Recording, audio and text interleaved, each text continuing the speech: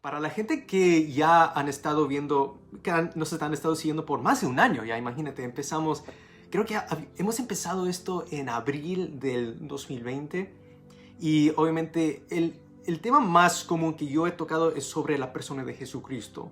Desde antes, desde la época de la historia que nosotros ahora, el día de hoy, llamamos el Antiguo Testamento. Ahora ya hemos pasado por la vida de Jesús, hemos hablado sobre su muerte y resurrección, también hemos hablado de esos 40 días que Él pasó, y mucha gente no sabían sobre eso. 40 días Él pasó con sus discípulos, no se fue inmediatamente al cielo como ves en muchas películas y series. Dice la Biblia que Él quedó justamente para enseñar a sus seguidores sobre el reino de Dios. Entonces hemos hablado mucho de estas conversaciones que Él tuvo con sus discípulos ese tiempo. Y justo la vez pasada, la historia de Jesús termina con cuando Él asciende al Padre. Y hablamos sobre eso, ese entendimiento que necesitamos como cristianos para entender por qué exactamente Jesús hizo eso. Ahora mucho tiene sentido. Ahora, la segunda parte, o sea, cuando tú lees el Evangelio de San Lucas, creo que yo mencioné esto la vez pasada, Lucas, entre los 4 evangelios, es mi favorito por el hecho de que es la mejor biografía que tenemos sobre la vida de Jesús. O sea, mucho antes de que existía Wikipedia, si tú querías detalle, algo como una biografía, algo que te cuente la historia de Jesús, de su vida, desde antes de que nació hasta que regresó al Padre, el Evangelio de San Lucas es lo mejor. Y dice, por ejemplo, Lucas al inicio de su evangelio de que él está presentando a su amigo Teófilo la vida de Jesús. Él quería enseñarle sobre Cristo.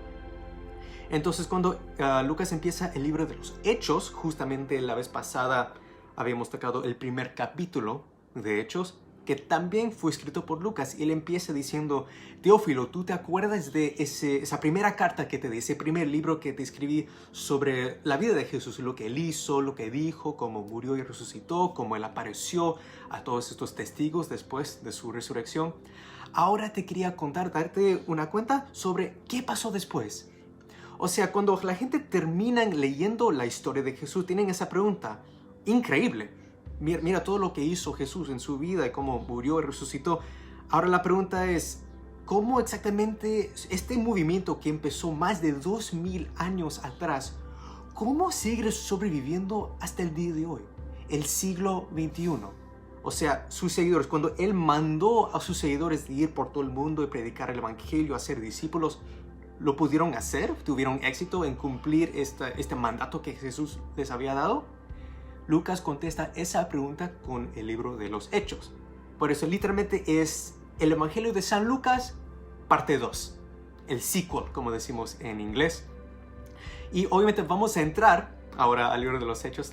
Espero que ustedes estén diciendo, yay, quiero escuchar sobre lo que pasó. Pero justo, como dice en inglés, hold your horses, esperen, por favor. Antes de que entremos a la historia de los apóstoles y los primeros cristianos, hay un contexto que primero les quiero dar. Porque la respuesta es muy obvia a esa pregunta. Bueno, los primeros seguidores de Jesús tuvieron éxito en cumplir este mandato que Jesús les dio a predicar y evangelizar a todo el mundo. Tú no tienes que mirar muy lejos. Mira, incluso nosotros, ninguno de nosotros acá somos judíos. En mi familia, por ejemplo, somos peruanos. ¿Cómo el evangelio empezó con un carpintero en Nazaret, en el Medio Oriente? ¿Cómo llegó ese mensaje hasta Sudamérica? Y ahora desde Sudamérica muchos han venido acá al país de Canadá o Estados Unidos, por ejemplo, y siguen con eso, siguen con esa fe cristiana. ¿Cómo llegó este mensaje empezando desde de un comienzo tan humilde? Entonces creo que la respuesta es muy obvia. Los apóstoles tuvieron éxito en cumplir esta misión que Jesús les dio. Para mí la respuesta es claro. Mira, hasta el día de hoy, obviamente no toda la gente en el mundo que dicen que son cristianos o seguidores de Cristo realmente lo son. Pero eso no es algo que nosotros debemos juzgar. Vamos a dejar que Dios juzgue quién realmente Él conoce y quién no. Pero ahorita mismo en el mundo, más o menos 33-34% de la población humana, entonces por ahí uno entre cada 3 personas dicen que son cristianos. O al menos creen algo sobre la divinidad de Cristo. Not bad. No está mal, como decimos. Entonces, la pregunta que yo les quería dar, ok, tuvieron éxito. Sabemos muy bien de que hicieron lo que tenían que hacer y avanzó y siguió esto. Pero, ¿por qué? O sea, ¿por qué tuvieron estas ganas, esta inspiración, esta motivación para enseñar la palabra de Jesús, este evangelio a toda criatura? Ahora, si yo estuviera en una clase, como en un colegio, yo puedo imaginar, yo soy como el profesor y ustedes son los alumnos y cada uno se levanta la mano, dice, oh, yo sé. Una respuesta quizás sería, pues por obediencia. Jesús les dijo que hagan esto y por eso lo hicieron. Simple. Y yo digo, amén, hay verdad en eso. Yo estoy de acuerdo que lo hicieron por obediencia, pero creo que había algo más todavía. Otra mano se levanta y dice, bueno, imagínate, tú ves un hombre morir, después resucitar.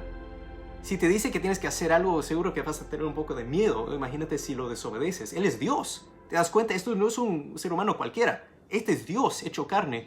Entonces, si Él te manda a hacer algo, tú lo vas a hacer. Quizás con un poco de miedo. Yo no estaría tanto de acuerdo con eso. Yo no creo que lo hicieron por miedo, pero sí yo diría que tuvieron reverencia. Literalmente en varias ocasiones en los evangelios dice de que Jesús, después de su resurrección, cuando Él apareció a seguidores, se postraban y lo adoraban como Dios. Tomás, siendo el más famoso, que él literalmente le dijo, mi Señor y mi Dios. Entonces, hay aspectos de obediencia que los motivó, hay aspectos de reverencia que los motivó, pero yo creo que había algo mucho más profundo y vamos a llegar a eso. Pero antes de empezar, yo quiero también poner un enfoque en sobre qué es lo que estoy diciendo cuando yo digo cristianismo. ¿Qué significa seguir a Cristo? ¿Por qué tengo que aclarar esto? Porque en el día de hoy, en el siglo XXI, tenemos una herejía que ha infectado la iglesia de una manera tan terrible. Tú ves estos pastores y predicadores en la televisión, en YouTube, hasta en Facebook Live a veces, y predican esta nueva herejía que recién, yo diría que empezó unas décadas atrás, se llama el Evangelio de la Prosperidad. Y obviamente yo no voy a mencionar ningún nombre de ningún líder, ningún pastor ni nada. Yo creo que muchos ya más o menos pueden imaginar de quién estoy hablando. Hay un montón, desafortunadamente. Pero la razón por la cual esto es una herejía es porque da la impresión a la gente, tú deberías seguir a Cristo, tú deberías ser cristiano para ganar algo en este mundo. O sea, si tus finanzas están muy mal, bueno, ningún problema, sométete nomás a Cristo, ven a mi iglesia, da un poco de dinero y Dios te va a hacer rico. Ese Ferrari que tú quieres, Dios te lo va a dar. Ese trabajo que tú quieres, Dios te lo va a dar. Pide lo que quieras porque Dios te quiere prosperar. Ahora, ¿hay aspectos de verdad en eso? Claro.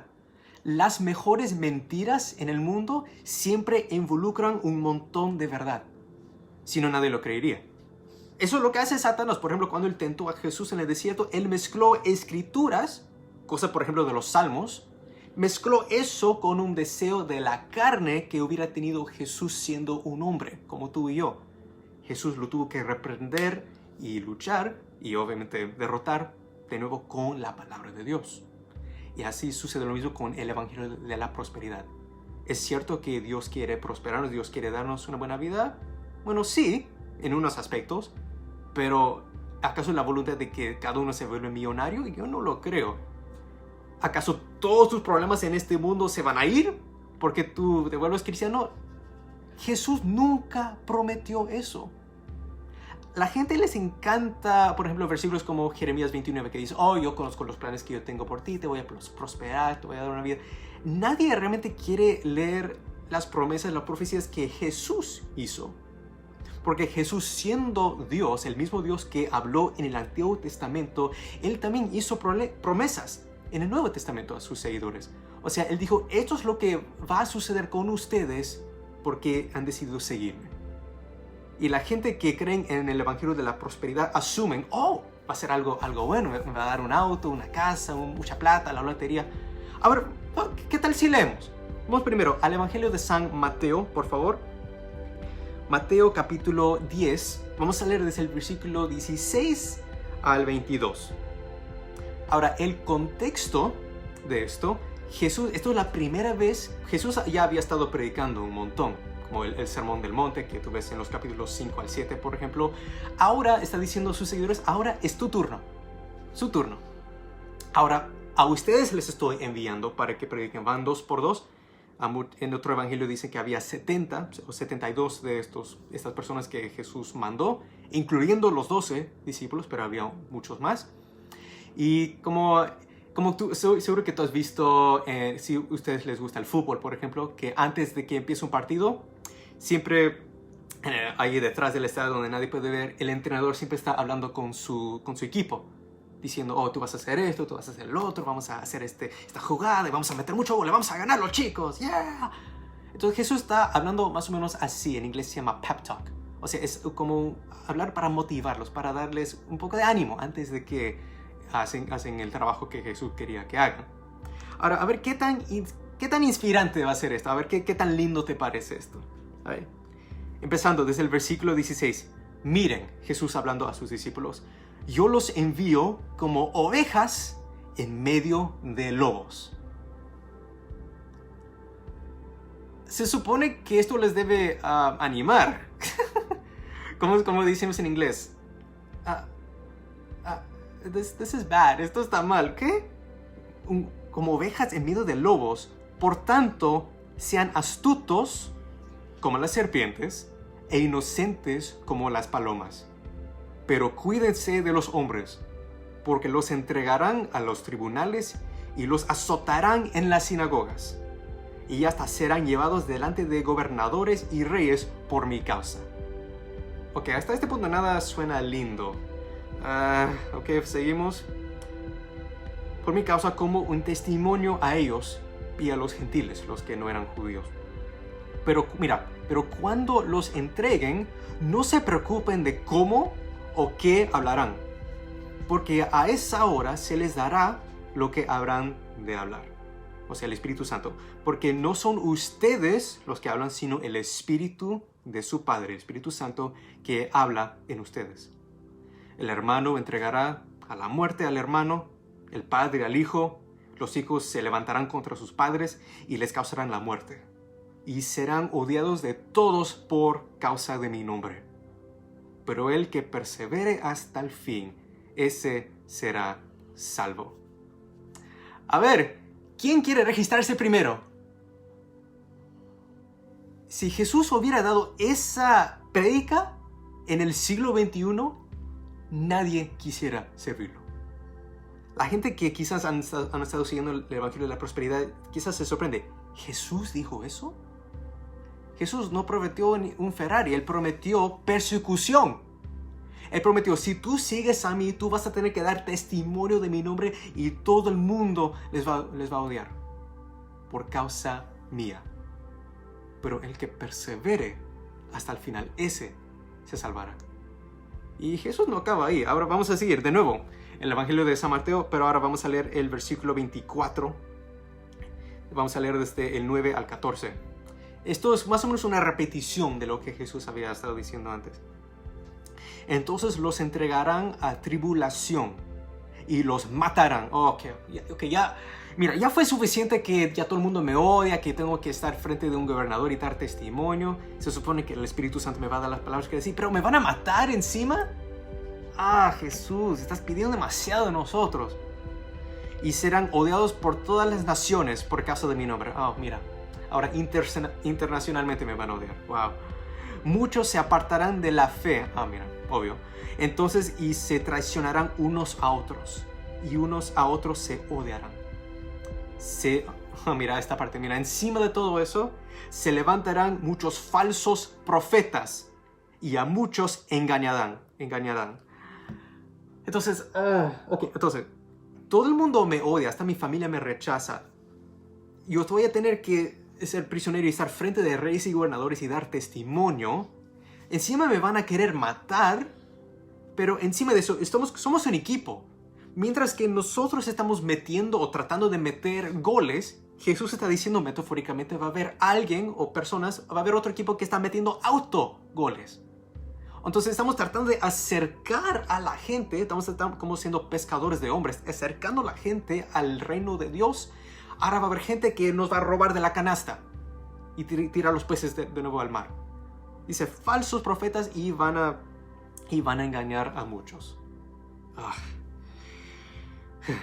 Y debido al aumento de la iniquidad, el amor de muchos se enfriará. Pero de nuevo, pero el que persevere hasta el fin, ese será salvo. Y este evangelio del reino se predicará en todo el mundo como testimonio a todas las naciones, y entonces vendrá el fin. Ahora, he leído todo eso y como les dije, como una audiencia del siglo XXI, nada de esto suena lindo. Nada de esto da ánimo, me da ninguna motivación para seguir a Cristo. Hasta el mismo Jesús dijo que muchos se apartarán de la fe. ¿Por qué? Porque vinieron con una expectativa de que Jesús les iba a hacer la vida más fácil, pero lo único que sucedió, por el nombre de Jesús, sus vidas se hicieron más difíciles todavía. Por eso Jesús tiene que dar el enfoque, solo los que perseveren van a ser salvos al final. Entonces, después de escuchar todo esto, ahora sí viene la pregunta. Es una buena pregunta. ¿Cómo fueron motivados estos discípulos, estos apóstoles, los primeros cristianos, para seguir adelante con esta misión? ¿Por qué no se pararon y dijeron, sabes qué, Jesús, fue muy lindo conocerte, pero sabes que yo tengo una familia, yo tengo una casa, yo tengo un negocio, yo tengo una vida, y yo no estoy dispuesto a entregarlo todo por ti? Lo siento. ¿Por qué? Bueno, siguieron a Jesús y después de su muerte y resurrección, siguió enseñándoles sobre el reino de Dios, y estoy segurísimo de que Jesús de nuevo les tuvo que hablar así parecido.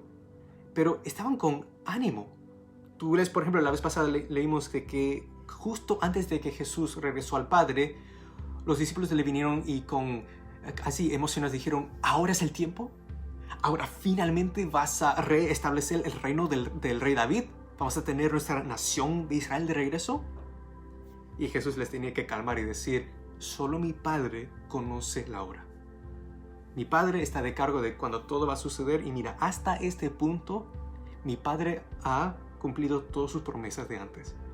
Creo que ustedes pueden tener la confianza y la fe de que Él va a seguir el trabajo que Él ya empezó y que ya ha hecho mucho trabajo hasta ahora. Entonces les dice, pero yo quiero que ustedes esperen primero en Jerusalén hasta que poder viene de mi Padre. Porque así como Juan el Bautista bautizó con agua, ustedes serán bautizados con fuego, con el fuego del Espíritu Santo. Entonces, ves, acabamos de leer todo esto, pero todavía están motivados, todavía estaban hasta animados, estaban emocionados para empezar esta misión. ¿Por qué? Hay una parte que quizás olvidamos, porque hemos hablado de que quizás lo hicieron solo por obediencia. Quizás solamente lo hicieron por temor, por reverencia ante Jesús, reconociendo que era Dios y tienen que hacer lo que Él dice. Pero hay algo en Mateo 24 que muchos no realmente se enfoquen. Mira la parte final.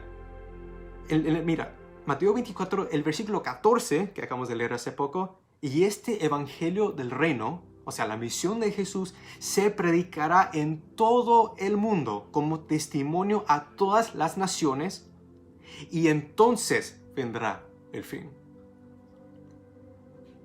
Nosotros hemos ignorado eso por mucho tiempo y diciendo, ok, de la perspectiva de los discípulos, sabían muy bien de que Jesús no iba a regresar hasta que cumplían su misión, hasta que cumplían lo que Jesús les mandó a hacer, predicar el evangelio a toda criatura. Entonces, ¿qué realmente fue su motivación? ¿Fue temor? ¿Fue solamente por obediencia? Es algo que quizás nosotros sabemos inconscientemente, pero nunca lo hemos pensado. ¿Nunca se les había ocurrido de que estos discípulos extrañaron a su mejor amigo? No, en serio, piénsalo. Jesús era el mejor rabí, el mejor maestro que Israel había visto.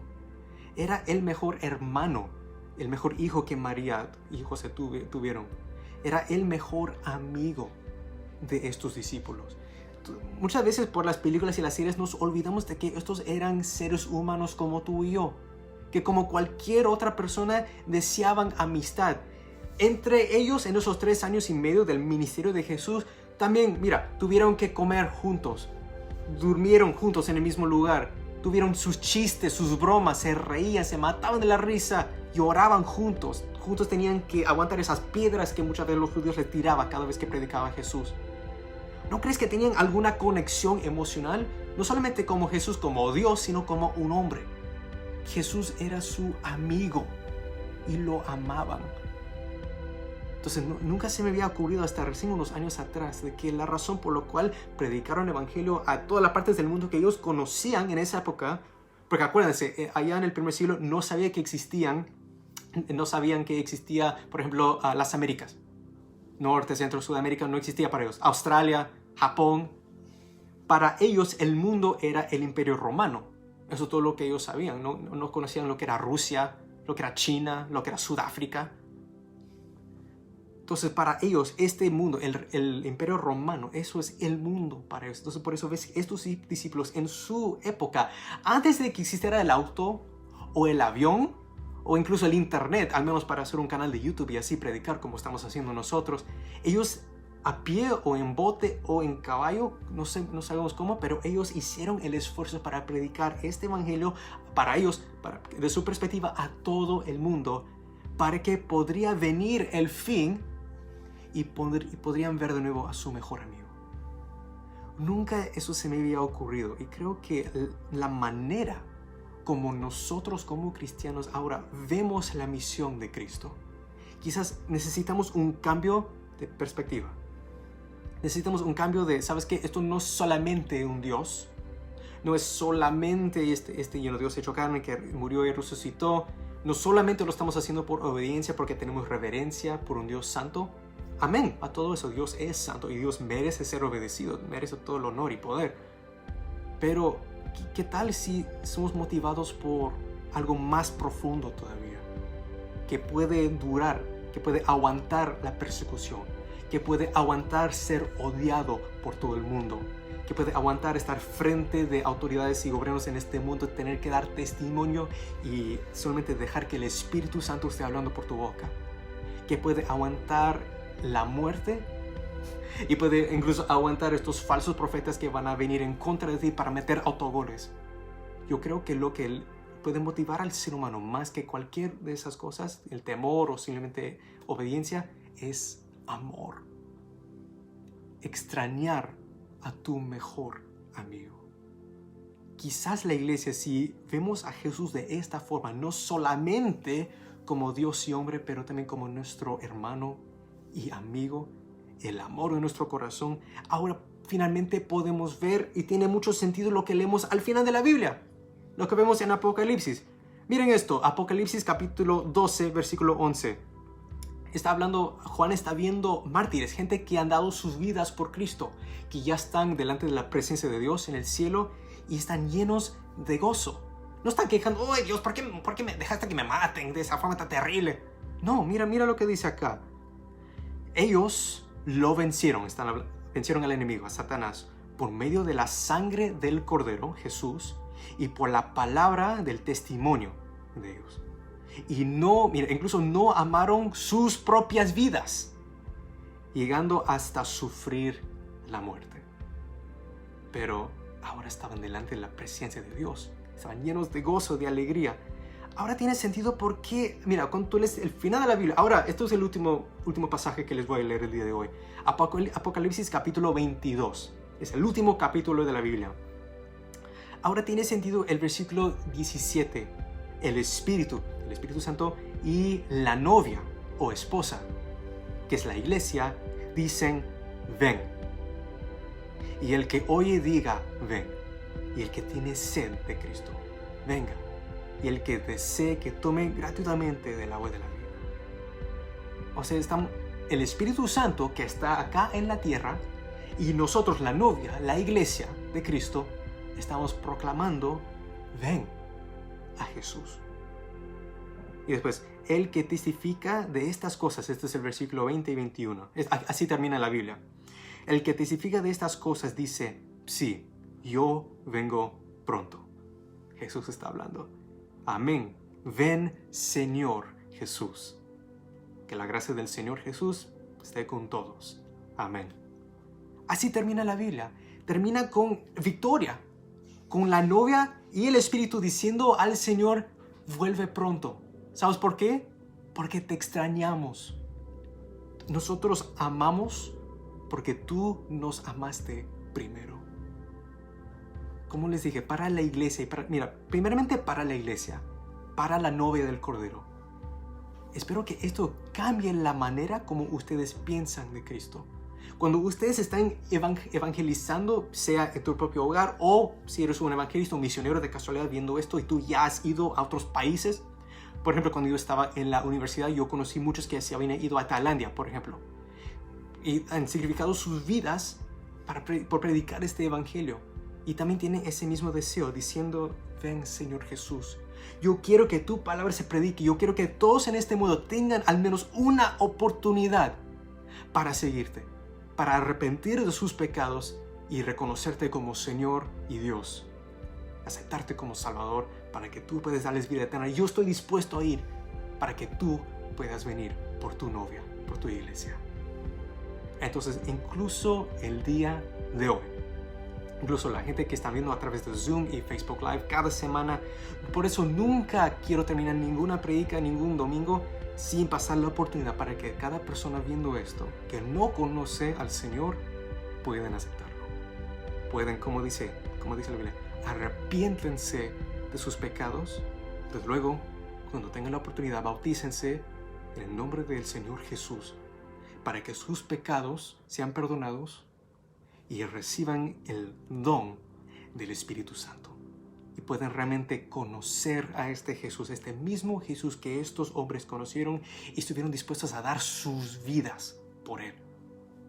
Entonces, como siempre, donde sea que estén ustedes, vamos a empezar con música y con adoración, pero vamos a empezar siempre con esto. La oportunidad para cada persona que no conoce a Cristo. Esto posiblemente cada domingo es la primera vez y quizás la última oportunidad que Dios te va a dar para decir, hijo, hija, regresa a casa, ven a mí, yo quiero tener amistad contigo, yo quiero tenerte en mi reino también. Si tú sientes eso, el Espíritu Santo convenciendo tu corazón, diciendo, tú necesitas a Dios, tú necesitas a este Jesucristo, tú puedes venir ante Dios con humildad. Y así de simple, ven como hijo y dile, Padre, Dios, como lo quieras llamar, Señor, ten piedad, ten misericordia de mí, un pecador o pecadora.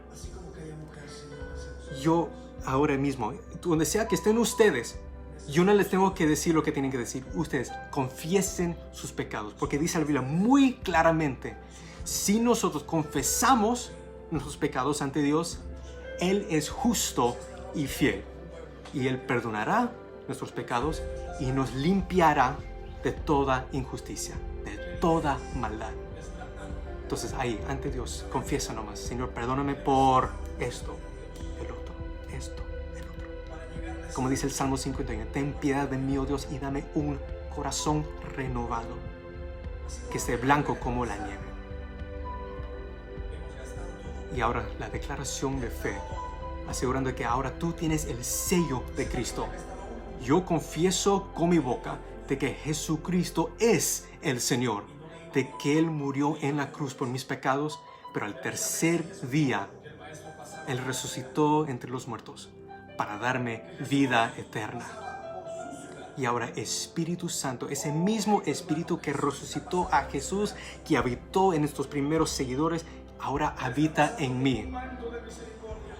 Ayúdame, Señor, para también completar esta misión, esta gran comisión de ir por todo el mundo, predicar tu evangelio a toda criatura, porque yo quiero también con el Espíritu, estoy de acuerdo y yo digo, ven, Señor Jesús. Damos toda la gloria y honra a ti, Señor. Hay una fiesta en el cielo, dice la Biblia, por un pecador o pecadora que decide seguir a Cristo y se arrepiente de sus pecados.